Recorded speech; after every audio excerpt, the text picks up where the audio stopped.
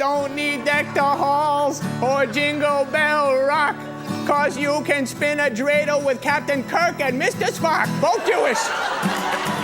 Put on your yarmulke, here comes Hanukkah. The owner of the Seattle Supersonica celebrates Hanukkah.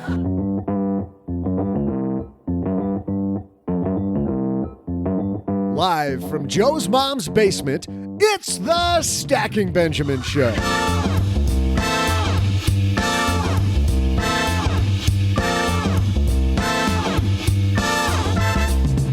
I'm Joe's mom's neighbor, Doug, and after you finish listening to today's show, you'll have some great tips on making the home buying process better.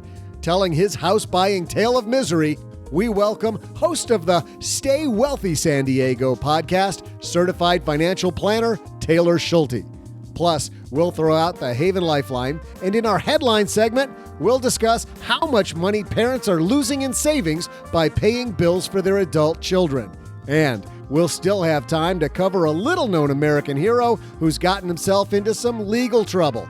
You may or may not have heard of him. His name's John Cena. And now, two guys who we're sure you haven't heard of, Joe and O-G.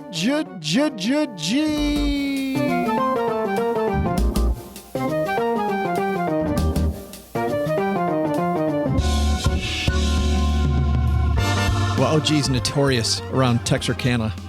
Can't step outside without a law enforcement officer saying, excuse me, and OG going, no, I'm not him. Well, you do draw attention to yourself when you walk around with a bag on your head. Hey, everybody, I am Joe Saul-Sehy, Average Joe Money on Twitter, just so you know which voice is which. And, of course, I'm making fun of him so you know that is the other guy. You also know I'm taking my life into my hands when I'm making fun of the other guy across the card table. My deadly skills, my skill set. You'll flip this card table in a second. I have skills that I've acquired over many years. I have no idea what that's from. What's that, the Are Matrix? You kidding me? Is that the Matrix? No, it's from, free t-shirt to anybody who knows what that's from. All right. And OG at stackingbenjamins.com. First one gets it. We got a fantastic show today. Taylor Schulte's, as Doug explained, OG, he's going to tell a miserable story. Those are my favorite. Oh, just somebody else's train wreck. Oh, yeah. Yeah, it makes your life feel way better. You're like, well, at least I'm not that guy. You know what's not a train wreck is buying real estate this time of year. It's actually, I saw some research the other day that shows this is the time to buy real estate because buyer, yeah, if you're a bit serious, even if you're a seller, you get serious buyers right now. Everybody's serious. And if you're somebody thinking about real estate, let's take a second to talk about how you can start earning passive income by investing in rental properties through Roofstock, an online marketplace for buying and selling tenant-occupied homes. Whether you're in California, New York, Texarkana, Roofstock makes it efficient and hassle-free to diversify your portfolio, invest from anywhere in high-yield markets like Atlanta, Memphis, Cleveland, even Detroit, where I'm from. They lay all the property reports and financials at your fingertips and even connect you with vetted local property managers for hassle-free ownership. Every property is thoroughly vetted by the Roofstock certification team, so you know it's in good condition with a reliable tenant in place. Best of all, Roofstock certified properties, they're backed by a 30-day money-back guarantee. Roofstock, property investing made simple. Here's what you do. Visit stackingbenjamins.com/roofstock to learn more about rental home investing and browse exclusive listings today. We're also brought to you by Magnify Money. You know, if you're going to comparison shop stuff here at the holidays to find the best gift, why wouldn't you give yourself the best gift? The gift of more money in your pocket, the gift of better financial tools. So whether you're consolidating your loans, you're playing the reward point game, you need a new ride. Like, I think my transmission might be gone on my car, OG. Yeah, I think after 225,000 miles, I might have given up the ghost. Now, luckily, I'm paying cash for my car, but if I didn't have cash, I'd head to magnifymoney.com because there I can easily compare, ditch, switch, and save on checking accounts, savings accounts, auto loans, consolidation of my student loans, whatever that might be. stackingbenjamins.com/magnifymoney. Is this old car going to sit in your driveway like the other two? Up on those cinder blocks? Well, that's. I was just going to say that. I got to go get the cinder blocks out as soon as we're done recording this. It just Trailblazer and cinder blocks. I mean, I got to just put the hood up and just leave it like that for the next 15 years. I got to keep up with the neighbors. Yeah, exactly. I got to. We're going to get this show rolling, man, because we've got Taylor Schulte, certified financial planner, upstairs talking to Mom. But before he comes down to the basement, we got some headlines, so let's move. Hello, darlings. And now it's time for your favorite part of the show, our Stacking Benjamin's headlines. You familiar with this gentleman named John Cena? Maybe. Of course. This is an My audio. kids love This it. is an audio podcast. Nobody knows what the heck you're doing. I'm doing the thing where he like does the thing in front of his face. I don't know what that's called. Yeah, this is from BleacherReport.com. John Cena reportedly sued by Ford for selling his 2017 Ford GT for $500,000. Have you seen this? I did see this, yes. Ford taking WWE star John Cena to court after the 16-time world champion. How do you negotiate with the WWE, by the way, to let them, to let you win the thing 16 times? Like, What are you talking about? Well, This thing is real, dude. I've been a fake champion of this podcast 16 times. Joe Saul-Sehy, 16-time Stacky Benjamins award winner. You tend to stuff the ballot box. I tend to, yes. According to the report, Cena signed an agreement upon receiving the car that he wouldn't sell it for at least 2 years. Ford's representative alleged Cena, quote, unfairly made a large profit from the unauthorized resale flip of the vehicle. Companies also claiming losses connected to brand value, ambassador activity, and consumer goodwill. Cena's an automobile enthusiast and has a YouTube show called Auto Geek. During an episode on October 31st, he gets behind the wheel of a 2017 Ford GT. Apparently, he made a promise to somebody he'd sell it. He's using the money to pay off some bills, but you got to read the contract. I mean, yeah, totally. I feel no remorse for John Cena. Now, I think that he should be able to sell whatever he wants to sell. But if he signed a contract that said, as part of as part of this brand ambassador program, which he apparently is, right? Ford wants him driving around in the Ford Mustang, right? That makes sense. And they go, hey, we'll give you the car. You just can't get rid of it for a period of time. Drive the thing around, put some miles on it, and wave at people and like, look at my cool new Mustang. And he went, yeah, cool. Anyway, I'm going to sell for $500,000.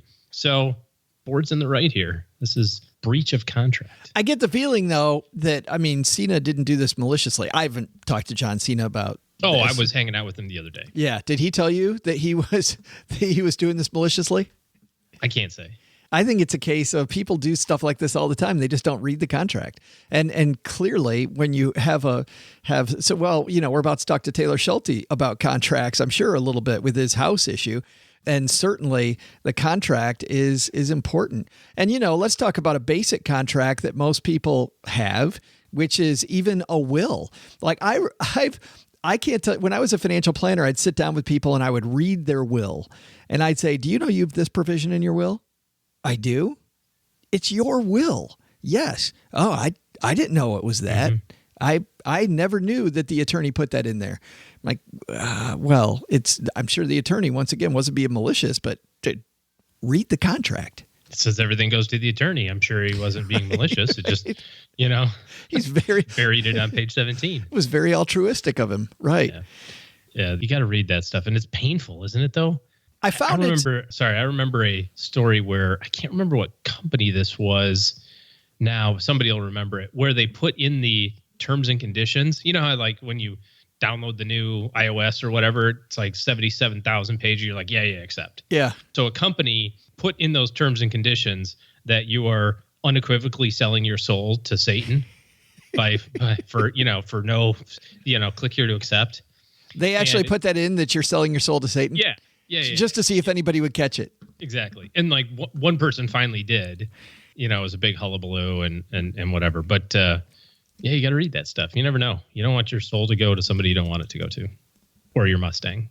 I just looked up what you were talking about. 7,500 online shoppers unknowingly sold their soul. A British firm, Game Station, added the immortal soul clause to the contract signed before making online purchases earlier. This was a few years ago. Game Station's form says, by placing an order via this website on the first day of the fourth month of the year 2010, Anno Domini, you agree to grant us a non-transferable option to claim for now and forevermore your immortal soul.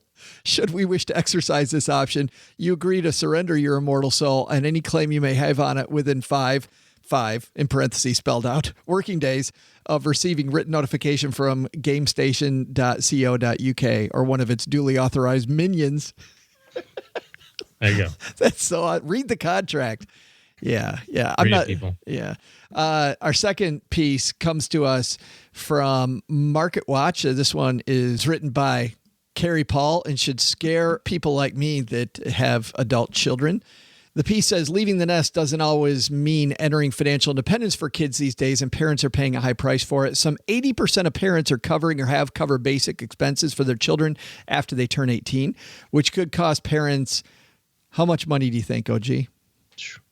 Per year or over time? Over time, total. How much money in lost savings toward their retirement? It's $310,000. I have no idea. $227,000, nearly $250,000. People that did the study calculated the impact on savings if cost of adult children put into a retirement savings account. Now, we're talking about over age 18, and my kids after age 18, a lot of these were college-related expenses, and I was going to help them during that period. I mean, my kids both had jobs, but still, I was going to help. I think the more difficult piece is, your 30-year-old child or 35-year-old child or 45-year-old child or 50-year-old child. Easy. I mean, we are in Mom's basement. Maybe we shouldn't have. Forget this piece. Throw it away. We're not going to throw it away.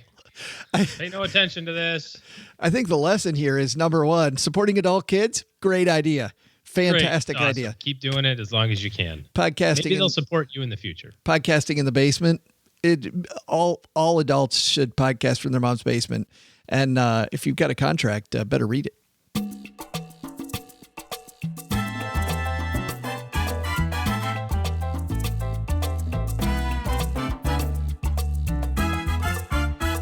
Taylor Schulte is a certified financial planner in San Diego, and he has a great podcast called Stay Wealthy San Diego.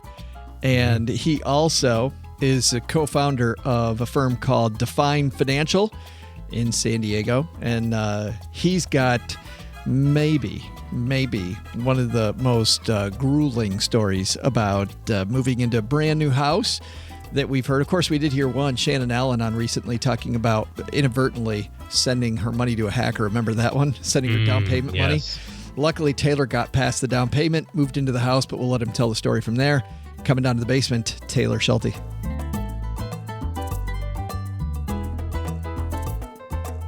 And coming down the stairs, Taylor Schulte. Have a seat, man. How are you? I'm doing well, Joe. Thanks so much for having me. Well, very happy to have you here in the basement. It's about time you got here, by the way. You've got a story for us, man, that I guess excited to tell makes it sound like I'm really happy to tell this story. This is kind of not really a happy story, but life for you. This story begins in 2013, if I'm not mistaken. Correct. And you had saved a bunch of money for a house. How much money had you and your spouse saved? We worked our butts off in our 20s, and we saved up a down payment of about $150,000. And you're a financial planner, certified financial planner. So you're a guy that probably planned and overplanned this house. We did. And not only am I a certified financial planner, but my wife is a planner at heart. And I mean, she is incredible at planning things out, and she's an organizer. We had things dialed into the T with this thing. So it really caught us off guard. Well, don't say that yet. We don't want to give away what's about to happen. But initially, life was pretty good. I mean, it sounds like you found what you thought was your dream house. Tell me about the house. Yeah, we did. Yeah, it's a beautiful house in a beautiful up-and-coming neighborhood. And I think it was built in the 30s in San Diego. And, all the old people were moving out and the young people were moving in, and lots of families. And our house was a complete teardown. So a contractor came in, tore down the entire house, the foundation and everything, and he built a brand new home. And it was a really beautiful home. We fell in love with it. Again, I mean, we saved up a good chunk of money, and we thought this was it. We thought, you know what, let's do this. Let's make it happen. And we hadn't started a family yet. And so we had our eyes set on starting a family in this home. And yeah, obviously things took a turn. So you were the first resident of this house. You were the first owner, the original owner. We were the first owner of the new build. Yes. So you signed on the dotted line. You saved this 6-figure big down payment.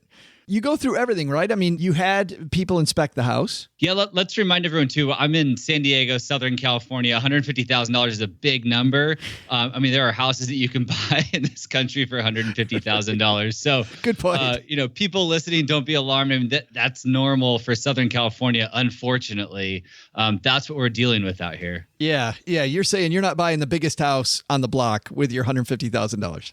Absolutely not. No. Yeah. And yeah, but it is a lot of money. And yeah, we went through the normal things that you do when you buy a house, and we got an inspector. And, that was one of the recommendations from our realtor, was to get an inspection done on the house. And like most people do, we hired a general inspector to walk through the house and do his due diligence and just make sure everything was looking right. Did you walk through the house with him or her, Taylor? My wife and I would probably walk through the house a dozen times at least on our own. But again, it was a brand new house. I mean, everything just looked perfect and beautiful. And the inspector's words were this: when he finished his inspection, his words were, "I would purchase this house." And like, if that doesn't make you feel comforted, I don't know, what does. Yeah, right. No, so clean bill of health from the inspector, brand new house.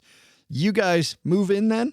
Yeah, we moved in right after escrow closed. And how long was it before you noticed that, Houston, we have a problem? Yeah, so we had a small crack in the stairwell within just the first, month or two. That small, maybe it was, a few inches, eventually turned into, 10 or 12. So we just started watching this crack grow and grow and grow. We started to notice some of the wood floors warping and splitting and cracking. Eventually, our front door dropped like an inch. We had to cut a piece off the bottom of the door and glue it to the top of the door just to fill the gap at the top. So things were moving, and we definitely knew something was not right. Your house was moving. Your house was trying to take off on you. Go two separate ways, it sounds like. The house was moving, yep.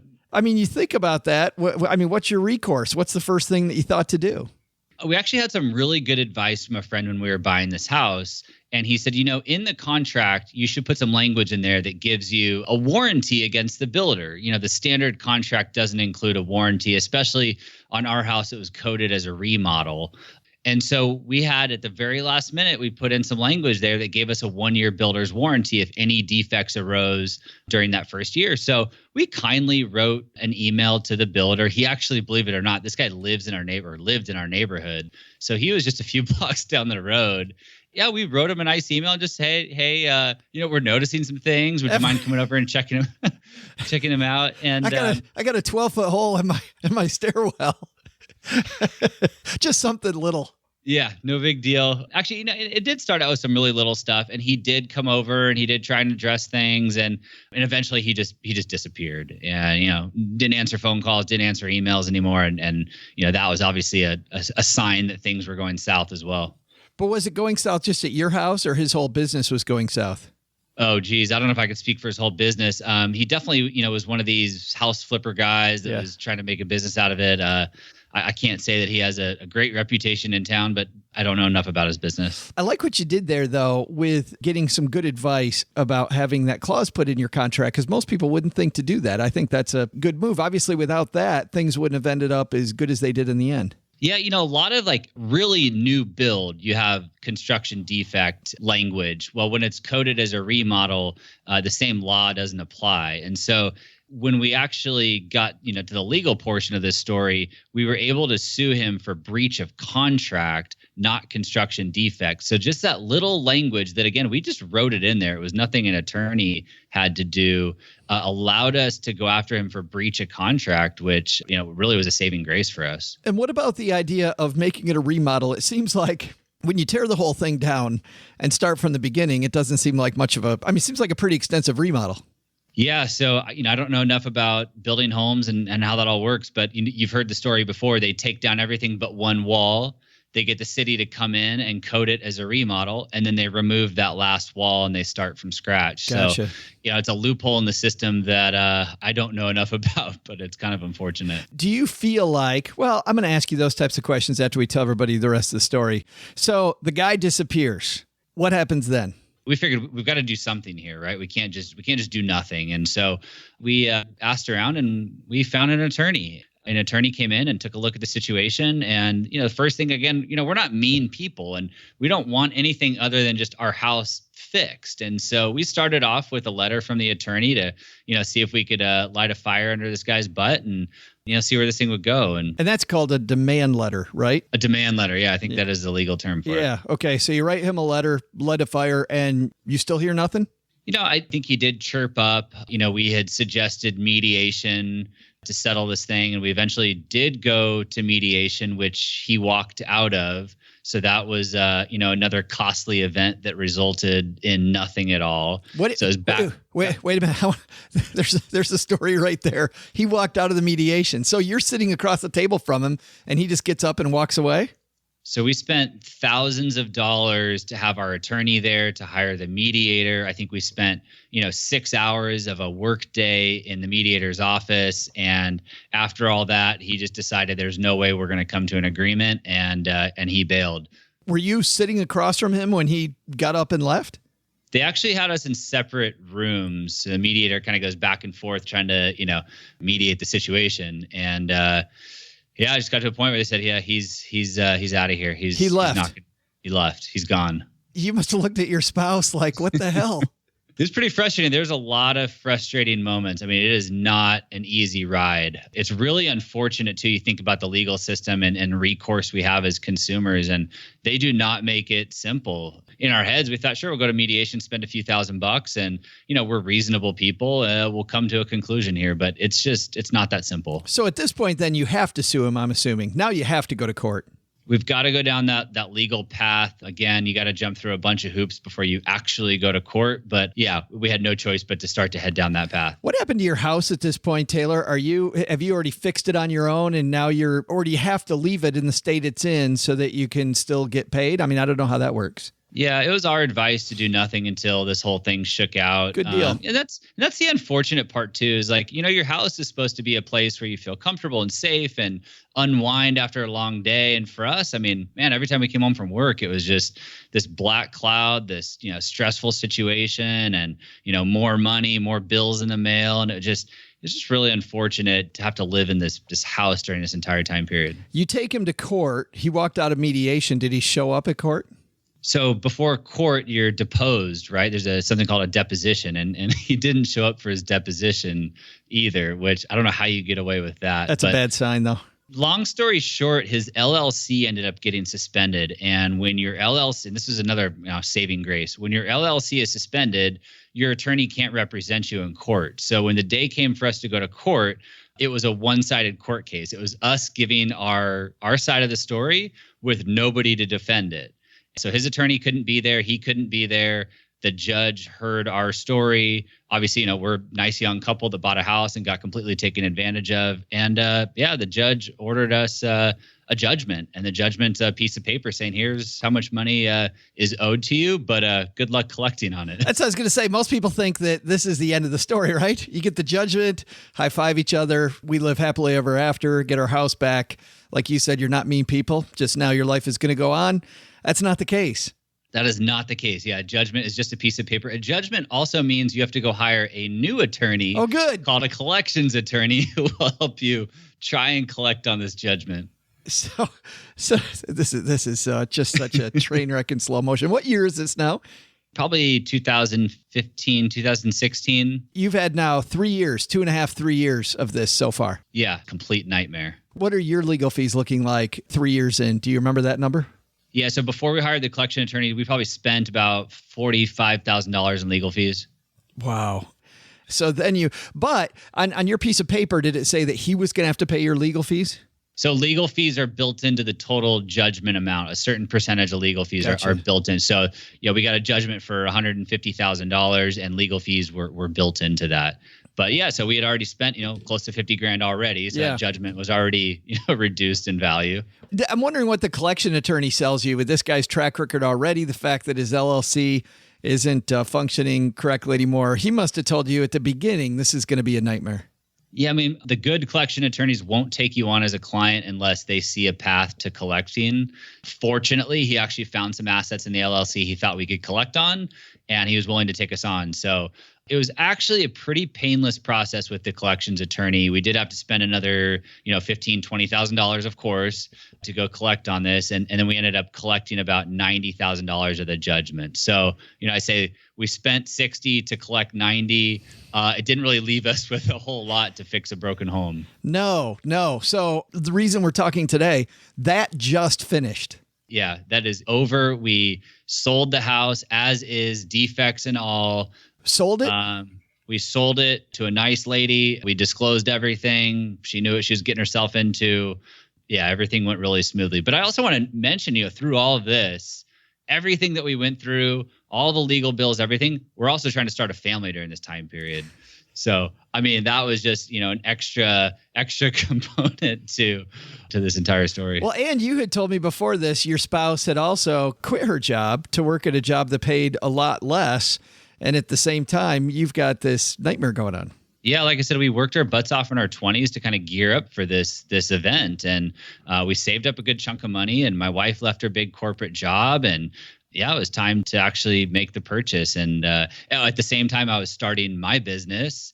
So we were dumping money into that. And again, everything penciled out on paper, but who plans to spend $60,000 on a lawsuit? And there's some things you just can't plan for. No, but there are some great financial planning lessons here, and I think we need to walk through those because I think there's some great ones. Number one, the fact that like having contracts reviewed, right? Reviewing that contract and making sure that you had the path to go down, I think was a key to you winning. And you see people that don't do that, Taylor. Well, you and your business at Define Financial, I'm sure you see people that are like, oh yeah, I got this contract. I have no idea what it says. And so you end up referring them to an attorney to take a look at stuff.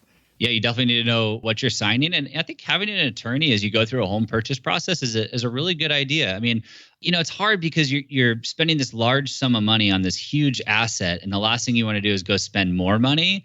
It's really hard, but it is really important. I can't stress it enough. Well, at that point, that's another financial planning lesson. When you talk about spending more money on top of that asset, you're really ensuring that things go right with that asset. So you and I in financial planning talk about risk management decisions, right? At the end of the day, you're paying more to manage risk.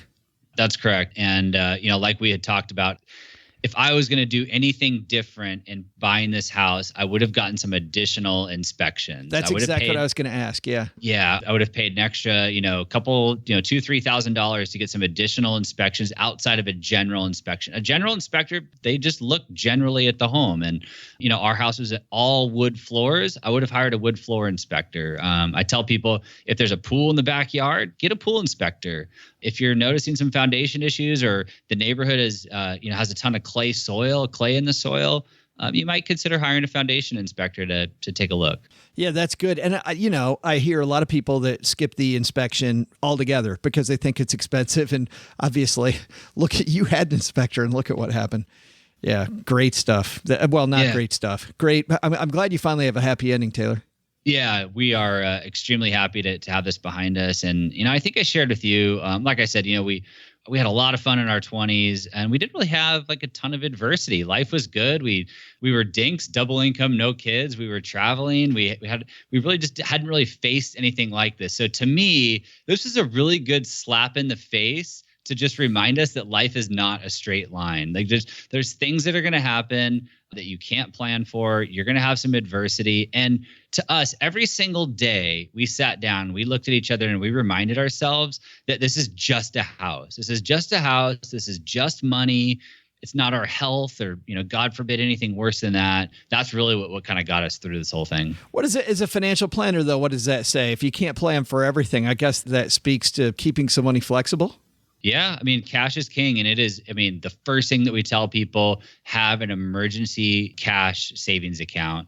Rule of thumb is 3 to 6 months. But if you want to be more conservative, we have clients that hold, 9 to 12 months of living expenses in cash. And that really helps you out when you go through times like this. Yeah. Because had you not had, now that I think through this too, had you not had the $60,000 of wherewithal to pay those attorneys on an ongoing basis, this might not have ended up as somewhat pretty as it did. I'll be completely honest. We were not completely prepared for $60,000 in legal bills. There were points in time where we had to carry credit card debt to get through this. Again, my wife left her high-paying job. I'm starting a business.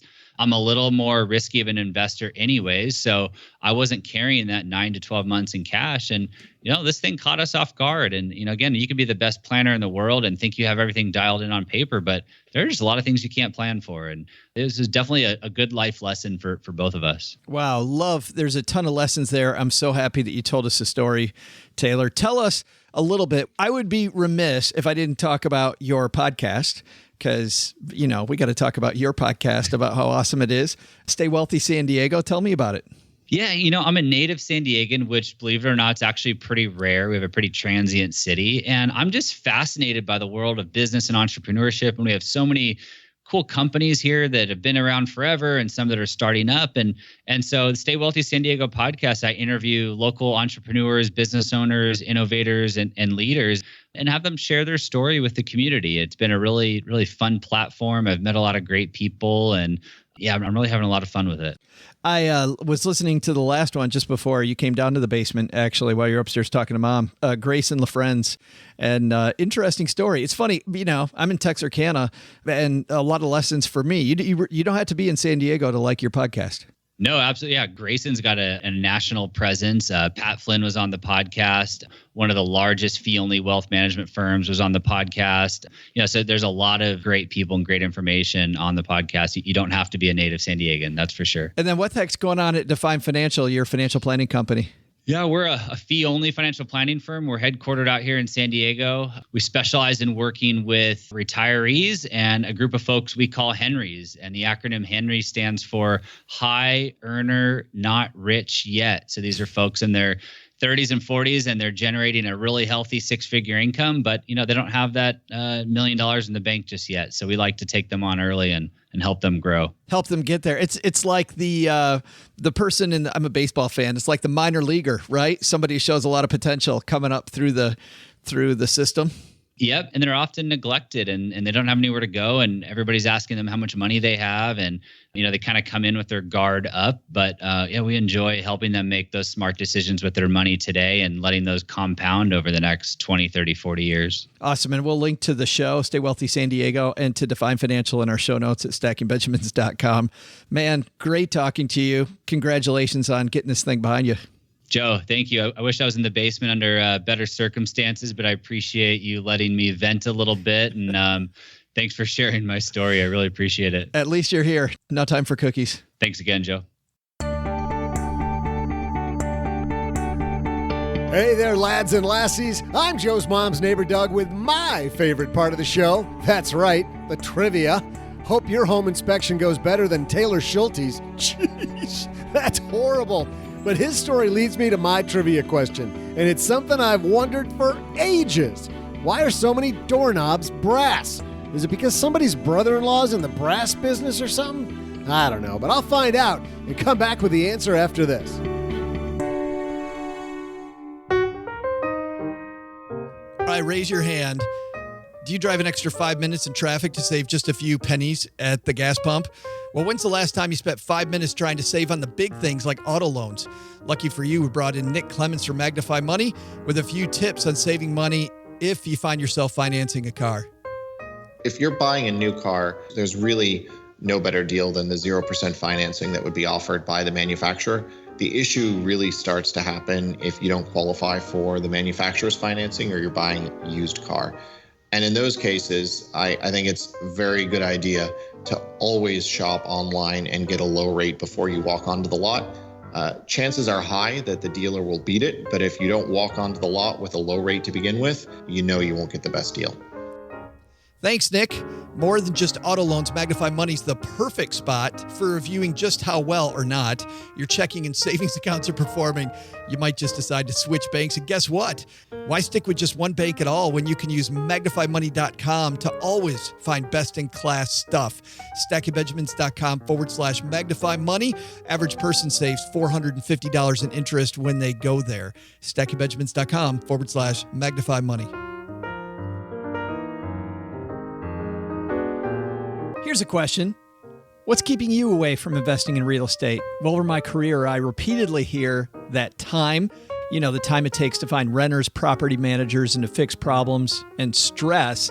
What if you don't find a good property manager? What if you don't find a renter? Those are two of the biggest factors keeping people away from investing in real estate. We talked to Gary Beasley, CEO of Roofstock, about how the team at Roofstock are helping you take back a good night's sleep.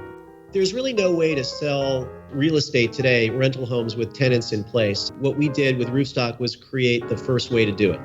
How's that for an advantage? Roofstock's online marketplace makes it easier than ever to buy, sell, and own tenant-occupied investment properties in top rental markets across the country. You own the house, but Roofstock handles as much or as little of the headache-inducing issues that you've come to expect with renting, but that doesn't have to happen if you partner with the right team. Best of all, Roofstock's certified properties are backed by a 30-day money-back guarantee. Check them out at stackingbenjamins.com/roofstock. That's stackingbenjamins.com/roofstock.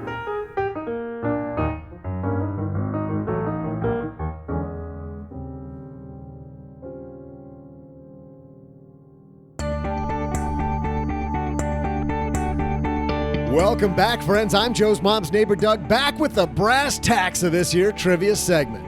Over the break, I did some research and found the answer to this question. Why are so many doorknobs made of brass? The answer? It turns out that brass is antimicrobial.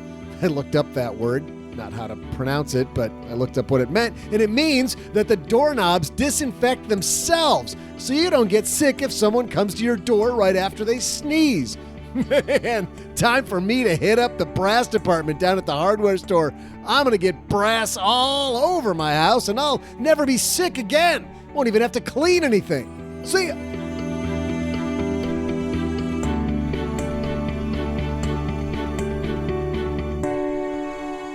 I'm sure that's not the only reason why they're brass, but how about that reason? Antimicrobial. That's a big word for Doug.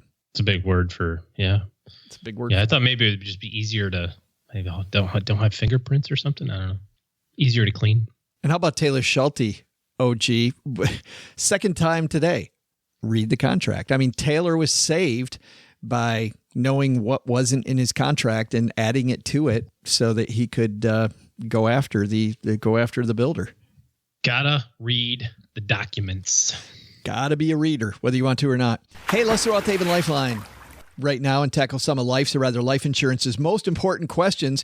Our friends at Haven Life Insurance Agency, they've been spearheading innovation within the life insurance industry by focusing on what you value most, OG? Contracts. And houses that don't move. Houses with a solid foundation. Yes. Your family and your time. It's why they created a high quality and, most importantly, affordable term life insurance policy issued by MassMutual that you can purchase entirely online. No need to wait several weeks for a decision when you can get one, bam, right now instantly with Haven Life. Head to stackingbenjamins.com/Haven Life now for a free quote and learn about life insurance the modern way. Today's Haven Lifeline we're throwing out comes to us from Anan. In fact, his name is Anan E. Mus. Ah, gotcha. Okay. Hey, Joe and OG. Find myself in a predicament I'm trying not to make worse. I recently lost my job after taking out a 401k loan to purchase a house closer to the job I lost. The irony. That's fun. Yeah. Yeah, you know where this is headed. The loan was for $40,000 and I still owe $39,000. So pays off $1,000 on the 401k loan and loses his job. Guess what happens then, OG? Well, one of two things happened. Either he got a letter from his 401k company that said, we're going to go ahead and need this $39,000 today. Or if they were nice enough, they said you can continue the payments, but that's very infrequent. So my guess is they went, please, by the end of business this day, please send us the balance. Otherwise, it will be taxable and a penalty. I will continue with the letter, which reads like this. My options are take out a personal loan to cover the 401k loan or pay the penalty and taxes, including my stupid tax. He said, well, what would you do? If I take out the loan, I will not be able to contribute for 3 to 4 years until it's paid off. If I default, I'd max out a Roth and make a contribution to my new employer's plan. I'm 45 with $510,000 in retirement minus the loan and a rental property, which I plan to also count toward my retirement, cash flowing $900 now, $2,000 when paid off. Stuck between two bad decisions. Keep up the good work and congrats on the award. Thank you, Anan Emos. Man, Horrible spot. This, before you answer, and I definitely want you to answer, this is why, and I'm going to bring this up one more time. When another podcast said, take out a 401k loan, 401k loans, they're the new thing. And I contacted the purveyor of that podcast and said, hey, we're going to talk about how dumb that advice was on our show. And the person said, well, have me on because you're talking about things the old way. Well, guess what? The new way, not working for Anon here. So just, I've had one interaction with podcasters, financial podcasters, that drives me crazy. That was the one. That was like, I'm like, are you kidding me? I thought it was 1999 again. And I was hearing about the new, profits don't matter. I got pets.com. Profits don't matter. We'll figure out profits later. And then the world came crumbling down in 2000. You're a beacon of light, Joe. A beacon of hope in the sea of podcast darkness. I don't know. Most podcasts, as you know, I love. I love financial podcasters, but this one thing just drove me crazy. Yep. For 401k loans, really? Yeah. Okay. Well, what do we do, OG? What does Anon do? Yeah, you're screwed, dude. I don't know what to tell you. The first thing I would do is I would contact the 401k provider and see if you can continue to do the payments on your old 401k. Maybe they let you do it. Probably not, but maybe. Here's the difficult part. If you default on the 401k loan, it's taxable. $39,000 is going to be added to your ordinary income. You're going to pay a $4,000 penalty on top of the tax. That 40 grand is out of your retirement account, which compounds that problem, by a factor of infinity, right? So that 40 grand is, whatever, $300,000. It's not there in retirement, all those things. If you take out a personal loan, you get the money back in your 401k, but if for whatever reason you default on the personal loan, now your credit's ruined, right? And also having the personal loan, having more debt is going to sink Anon's credit some. Well, yeah, but making the payments will help. But right. Let's say that the job situation doesn't resolve itself, or whatever the case may be. I guess probably what I would do is I want to leave the option with the most options in the future, right? So if you let it default in your 401k, that's an irrevocable decision. You can't undo that later. Like, for example, if you say, now just let it default, and then 3 weeks later, you get a signing bonus for 40 grand at your new job. You can't go, wait, sorry. Actually, I don't want to. You've already made that choice. Done. So what I would do then, based on that, the thing that gives me the most choices is I would do the personal loan, and I would martyr myself by driving for Uber, delivering pizzas, tending bar, cleaning gutters, mowing grass, in addition to my full-time job, and make the stupid tax be sweat equity to get it paid off. And then at least it gives you the flexibility to pay it off faster. It gives you the flexibility to, if everything goes upside down, you can always undo that, right? You can take the money back out of your 401k, pay off the personal loan, and go, you know what? I'm just going to be done with it at that point. But at least it delays the choice, is what I'm saying. You still have more choices in the future. Now, good luck getting a personal loan with no job. Yeah. And trying to get 40 grand, but maybe you'll find work right away. So I'm going to kick the can down the road. And every day that I write that check, or every month that I write that payment back to the loan, I'm going to remember how freaking stupid that was, and commit my life's work to telling everyone that brings this up about exactly how painful it is. Right. Yeah. So kick the can down the road. That's my official 2-minute answer without knowing anything else. No, that's nothing to add. Drop the mic, OG. Done. Okay, cool. We also get letters, by the way. Thanks, Anon, for that, and crazy name, Anonymous. What a great name. My mother didn't like him very much. We also get letters down here in the basement. This one comes to us from David. David says, hey, Joe and OG, I love the show. It's become a critical part of my routine, and I feel much smarter, even though I haven't learned anything. My question is about portfolio allocation. I'm a recent grad, a few months into my first job, and the investment app I've chosen set me up with a build wealth goal with an allocation of 90% stock and 10% bonds.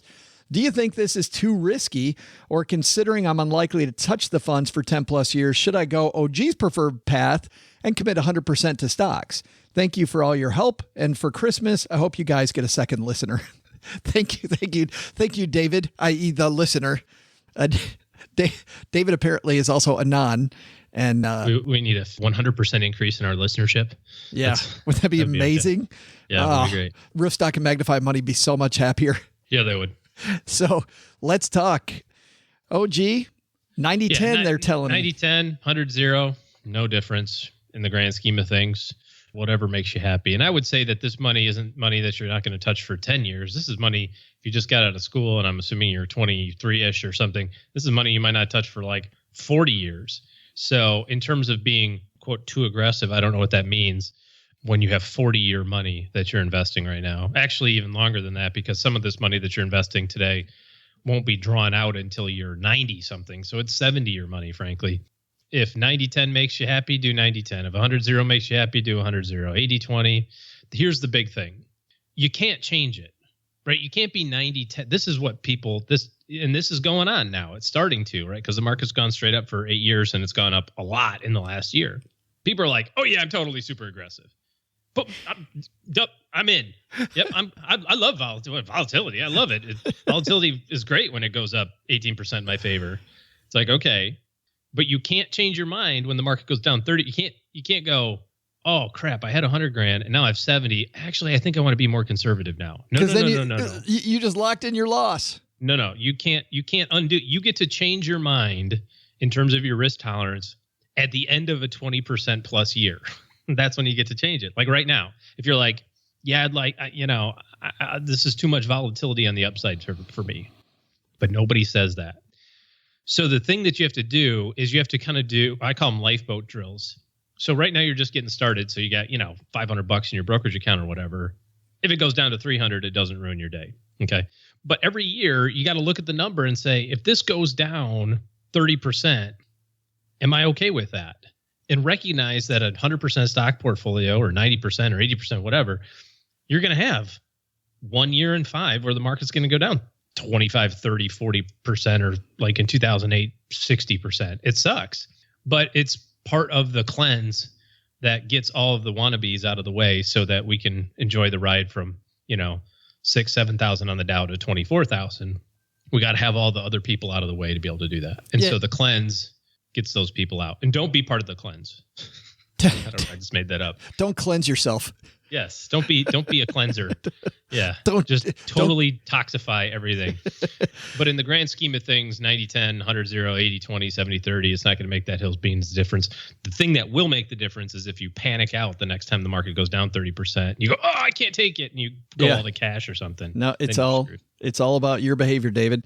The only thing I'll add to that, and this is something that I found fascinating when I discovered this when I was first learning about financial planning, which was, the fact that instead of doing that 10% bonds, if he really wants to smooth out the portfolio, now bonds will smooth it out a little bit, but something that will smooth it out also, might not smooth it out as much, is if you actually, so bonds are a more conservative asset class to add to the mix. He could actually take a fairly aggressive asset class that doesn't correlate to what's in that 90%.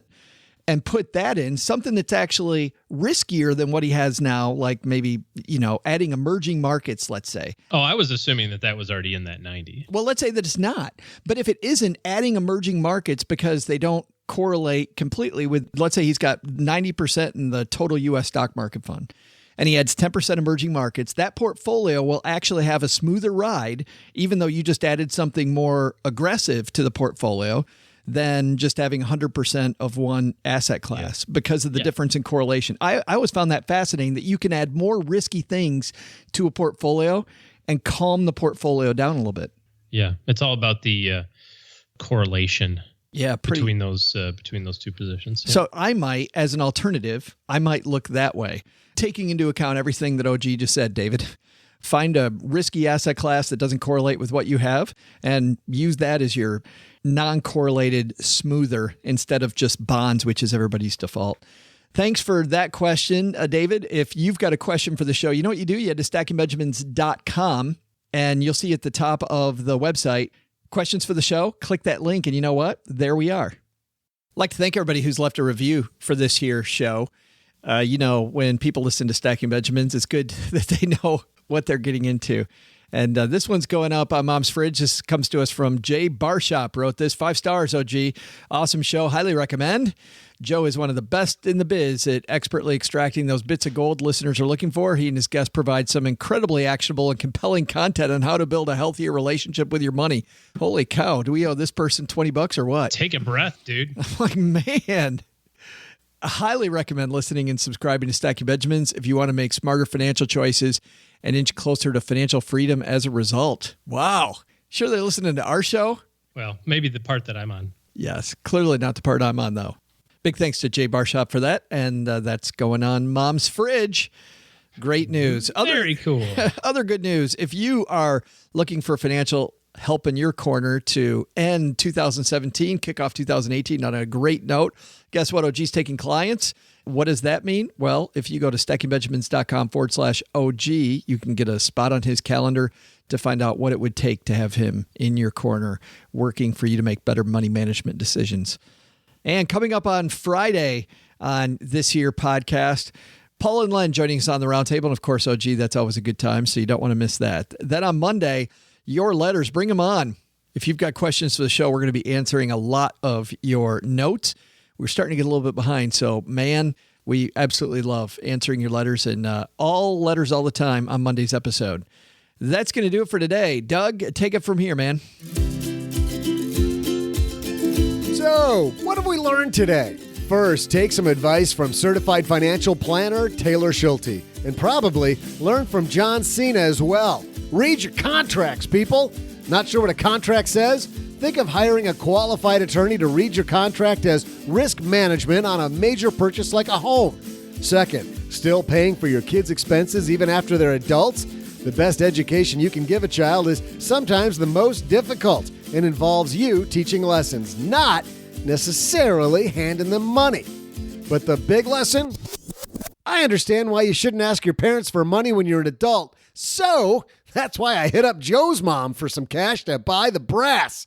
And lottery tickets. Hey, don't judge. But here's what I've learned.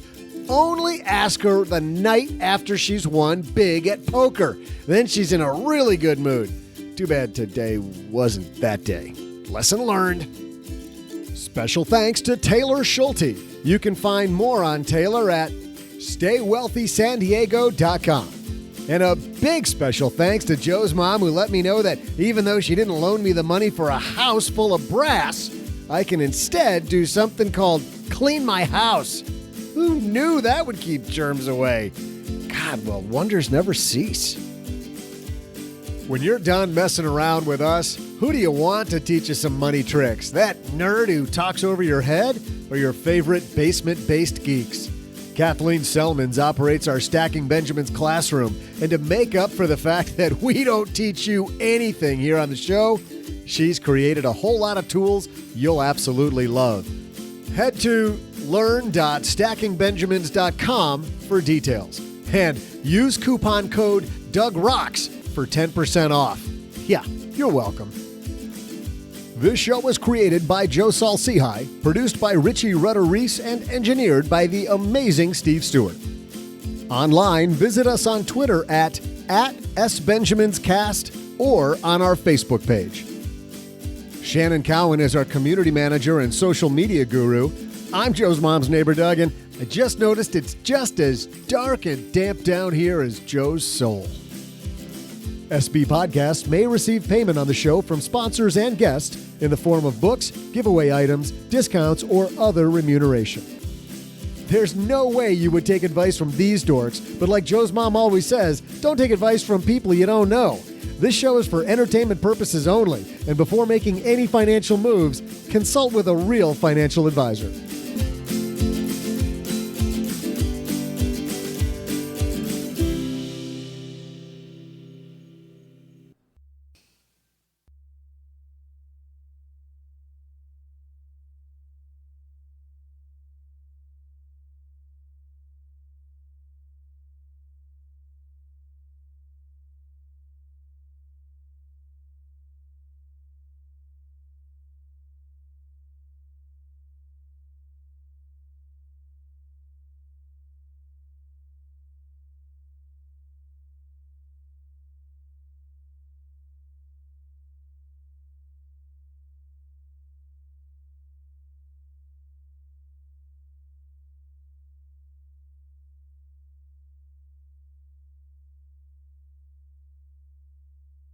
I got a question for you.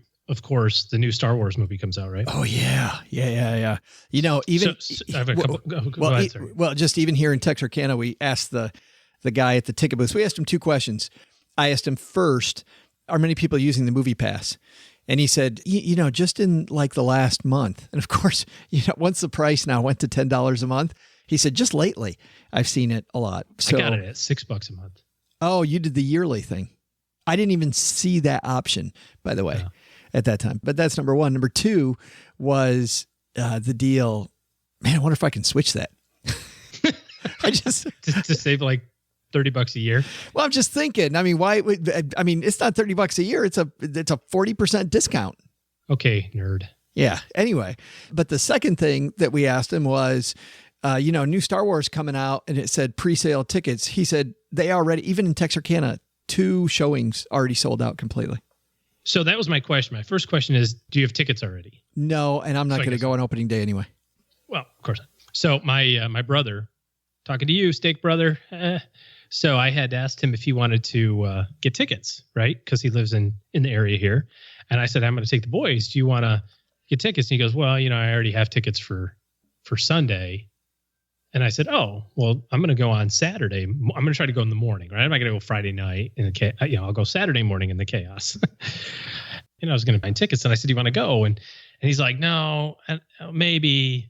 I don't know what kind of seats can you get? I'm like, oh, they're just whatever. And he said, oh, those are crappy seats. I'm like, crap. No. I said, hey, this is that theater that's got the reclining seats, you know, and the seat that vibrates and shakes with the, you know, it's the full thing. He goes, well, it's not really in the center of the theater though, so you don't get the full surround sound.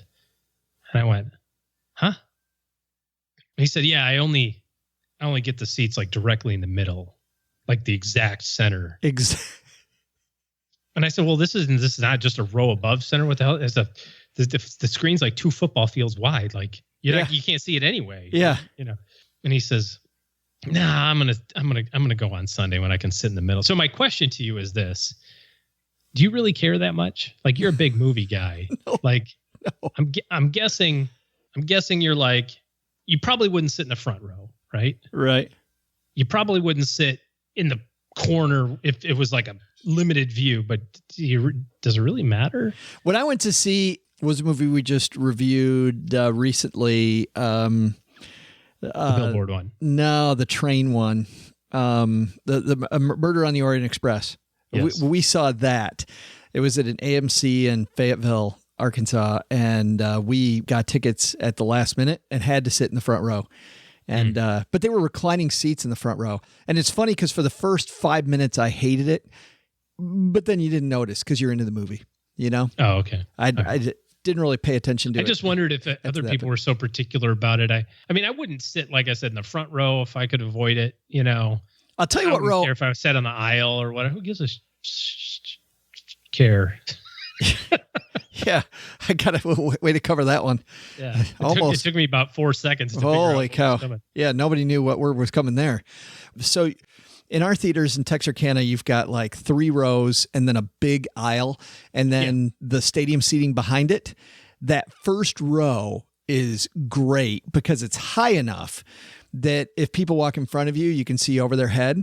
And you also don't have a chair in front of you, so you can put your feet up on the bars. So you got room to put your feet up. And we don't have the, you know, the cushy layback seating, but. Oh, okay. Yeah. Yeah, we do. But anyway, I just thought it was just kind of curious. I'm excited to see it. I'm going to see it on Saturday morning. He needs to sit exactly in the middle. Yeah, he's got like one of those like construction laser things that on the tripod with the yellow thing, and the guy like holds and he's like, over, there you go, stop. And he's like, I will sit in. I need to buy 2 seats. Yeah, because this one's not exactly in the center, and this one's not. I'm going to sit. Is it okay if if I straddle this armrest? I know. Excuse me, sir, this is my seat. Oh, I'm not interested in sitting in your seat. I'm going to sit in the armrest because it's the exact center point.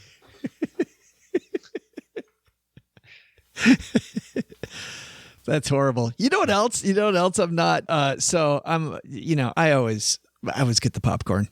You know, I got the movie pass, and now so I pay $10 a month for movies, and I pay $7,000 for popcorn. $7,500 to get a little tiny popcorn. Which is what, that was the argument that the Movie Pass CEO had. He's kind of get some flack from AMC for a couple of months ago. I don't know why. And well, that was his point. He's like, I'm paying full price for the tickets. What the hell do you care? And he said, plus, our research shows that people who use Movie Pass spend twice as much at the concession stand. Really? Yeah. Oh, because 92% more. Really? Because it feels like it's free. I bet you feel like you're going to the movies for free. So why not buy more? For free, so I can get buy more treats. Well, I haven't done that yet, and I've actually gone from to buying a small popcorn. But anyway, what drives me crazy, and I'm not this particular either, people that ask the person to put the popcorn halfway full. And then they walk over to the butter thing and they get the butter in the bottom and they salt it in the bottom. And then they go back and they have them filled up the rest of the way. So they got butter in the bottom and butter in the top. I'm like, oh my God. You know what really annoys me about the concession stand? The 74-inch long straw for the small cherry Coke. Where you're like, you got to hold it down by your waist to because I'm not going to get the 92-ounce jug of cherry Coke. I don't need that much. I just need the 16-ounce one, Well, we bought the straw it's a universal straw, so it's got to fit in the 42-gallon one. Yeah. Also, and you're you literally put it on the floor between your feet, and then you hold your head above it. And... you got to stand up every time you take a drink. Yeah. Worse, when it's dark and you grab your Coke and you go to take a drink, you stab yourself in the cheek because you don't expect the straw to be, I would like to say that I've never done that before, but I totally have. Everybody has. It's annoying. Yeah. I got to bring a pair of scissors just to cut the straw down to the reasonable size. And then the guy at the security gate's like, sir, what are the scissors for? I realized too that when it comes to popcorn, most people finish their popcorn before the movie starts, right? Or at least you're full of popcorn. Well, the only reason I know that is because the movie I went to last week, that 3 Billboards movie, the person behind me hadn't finished their popcorn and the movie started and it was annoying. Oh, I don't know if they chewed really loud or what the deal was, but they're sitting right behind me just, the really sloppy. Oh, just so sloppy. Are you sure that they were eating popcorn? What was that movie about again? Oh, look, we got to go. Oh, it was horrible. It was just, I don't know. But there's times too when I'm tired. It doesn't matter where I am, where I hear somebody chewing their food and it just annoys the hell out of me. Sometimes you're a little more sensitive to it. Yeah, maybe that was the case. But a lot of movies to see. I can't wait. A lot of movies to see. All right, let's get out of here. Maybe go to the movies.